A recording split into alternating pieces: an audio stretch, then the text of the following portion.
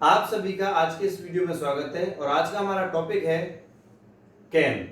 Can का अर्थ होता है सकना। फ्रेंड्स, मैं आपको बताना चाहूंगा ये वीडियो देखने के बाद कैन के यूज में आपको किसी भी प्रकार की कंफ्यूजन कभी नहीं होगी। तो आइए देखते हैं कैन का यूज। कैन का सबसे पहला जो यूज है उसका structure subject plus can plus verb का फर्स्ट फॉर्म प्लस ऑब्जेक्ट। और कैन का जो पहला प्रयोग किया जाता है वो पावर के लिए, कैपेसिटी के लिए और एबिलिटी के लिए किया जाता है। अब हम देखेंगे कुछ एग्जांपल। सबसे पहला example, I can teach you, मैं तुम्हें पढ़ा सकता हूं। दूसरा एग्जांपल, अब हम देखेंगे दूसरा example, she can lift 100 kg of weight, वह 100 किलो का वजन उठा सकती है। इस सेंटेंस से यह पता पड़ रहा है कि उसके अंदर कितना कैपेसिटी है, मतलब क्षमता है। तीसरा एग्जांपल देखते हैं, you can do this work, तुम यह कार्य कर सकते हो।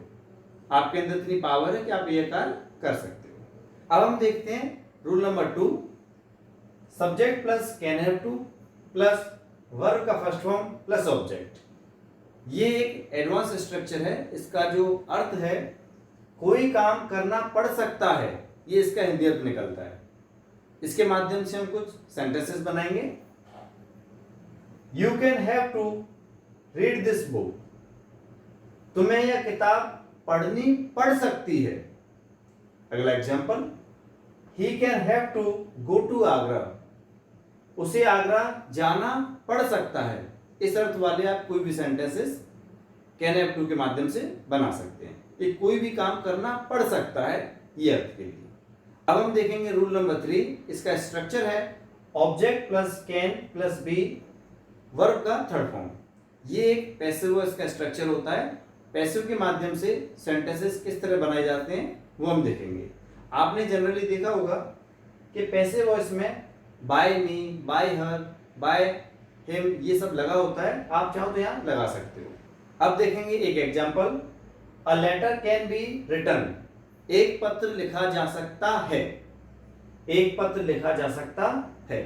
दूसरा example, he can be taught English, उसे अंग्रेजी पढ़ाई जा सकती है। तीसरा example, books can be bought from here, किताबें यहां से खरीदी जा सकती हैं। ये तीनों एग्जांपल पैसिव वॉइस के हैं। अब हम देखेंगे रूल नंबर 3, और हमारा रूल नंबर 3 है subject plus can have plus other words. इसका हिंदी अर्थ होता है कोई भी चीज आपके पास हो सकती है। अर्थ बताने के लिए आपको कैन हैव का प्रयोग करना पड़ेगा। Example, he can have a mobile, उसके पास एक मोबाइल हो सकता है। दूसरा example, you can have some money, तुम्हारे पास कुछ पैसा हो सकता है। इस तरह का कोई भी अर्थ अगर आप बनाएंगे तो आपको कैन हैव का यूज करना पड़ेगा। यू कैन हैव दिस, तुम्हारे पास यह हो सकता है। इस तरह का कोई भी अर्थ आप बना सकते हैं।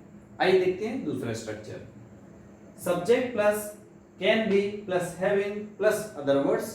ये स्ट्रक्चर, इसका अर्थ होता है पास हो सकता है। मतलब ये स्ट्रक्चर और ये ऊपर वाला स्ट्रक्चर दोनों सेम ही है। आप कोई भी रूल का प्रयोग कर सकते हैं। एग्जाम्पल के माध्यम से मैं आपको समझाना चाहूंगा, he can be having a mobile, उसके पास एक मोबाइल हो सकता है। You can be having some money, तुम्हारे पास कुछ पैसा हो सकता है। इन दोनों में से आप कोई भी रूल का यूज कर सकते हैं। देखते हैं अब हम नया rule, subject plus can have plus had plus other words. इसका हिंदी में अर्थ होगा पास हो सकता था। अभी मैंने आपको 2 रूल पढ़ाया, ये दोनों रूल का अर्थ होता है पास हो सकता है, लेकिन कैन हैव के साथ अगर हैड लगेगा तो आपके पास कोई चीज हो सकती थी। यह दर्शाने के लिए आपको कैन हैव हैड का यूज करना पड़ेगा।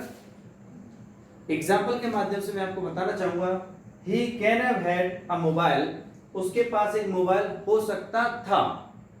You can have had some money, तुम्हारे पास कुछ पैसा हो सकता था। अब हम देखेंगे रूल नंबर 6, और इसका स्ट्रक्चर है subject plus can have plus had two plus verb का फर्स्ट फॉर्म प्लस ऑब्जेक्ट। इसका हिंदी अर्थ होता है कोई काम करना पड़ सकता था। इससे पहले मैंने आपको एक रूल पढ़ाया can have to. Can have to का मतलब होता है कोई काम करना पड़ सकता है, ये प्रेजेंट के लिए और ये पास्ट के लिए, कोई काम करना पड़ सकता था। आइए देखते हैं कुछ example. You can have had to go to Agra, तुम्हें आगरा जाना पड़ सकता था। दूसरा example, she can have had to earn money, उसे पैसा कमाना पड़ सकता था। तो आप ये अर्थ निकालने के लिए आप कैन हैव हैड टू का प्रयोग कर सकते हैं। मतलब प्रेजेंट में कैन हैव टू, कोई काम करना पड़ सकता है, और पास्ट में कैन हैव हैड टू, कोई काम करना पड़ सकता था। अब हम देखेंगे रूल नंबर 7 और हमारा स्ट्रक्चर है सब कैन हैव के साथ में वर्ब का थर्ड फॉर्म। ये पॉजिटिव सेंटेंसेस में नहीं आता है, इसके सिर्फ नेगेटिव सेंटेंसेस ही ज्यादातर बनाए जाते हैं। जैसे कि हमने एक एग्जांपल के माध्यम से मैं बताना चाहूंगा, he can not have gone to America, वह अमेरिका नहीं जा सकता है। ये नेगेटिव सेंटेंस हो गया। ज्यादातर कैन हैव से सिर्फ नेगेटिव सेंटेंसेस ही बनाए जाते हैं। कैन हैव के साथ में वर्ब का थर्ड फॉर्म, ये पॉजिटिव सेंटेंसेस में नहीं आता है, इसके सिर्फ नेगेटिव सेंटेंसेस ही ज्यादातर बनाए जाते हैं। तो देखेंगे object plus can not have plus been, verb का third form plus by subject. ये स्ट्रक्चर इसी का पैसिव वॉइस है, इसलिए ये भी स्ट्रक्चर सिर्फ नेगेटिव सेंटेंसेस में ही प्रयोग किया जाएगा। A letter can not have been written by me, मतलब एक पत्र मेरे द्वारा नहीं लिखा जा सकता है। ये सेंटेंस पैसिव वॉइस का है और ये सेंटेंस सिर्फ नेगेटिव में ही प्रयोग होगा। आइए देखते हैं नया rule. Rule number 9, object plus can not plus have been plus other words.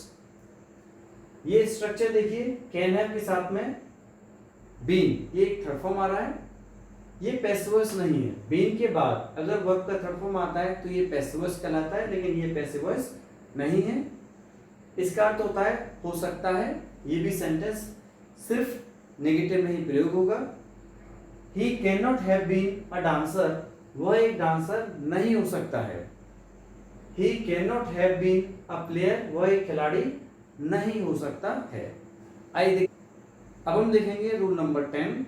Rule number 10 है can plus subject plus verb का फर्स्ट फॉर्म प्लस ऑब्जेक्ट। और ये रूल हम कैन से एक रिक्वेस्ट कर सकते हैं, जैसे can you give me a pen, क्या तुम मुझे एक पेन दे सकती हो। देखेंगे दूसरा sentence, can you please help me, क्या आप कृपया मेरी सहायता कर सकते हो।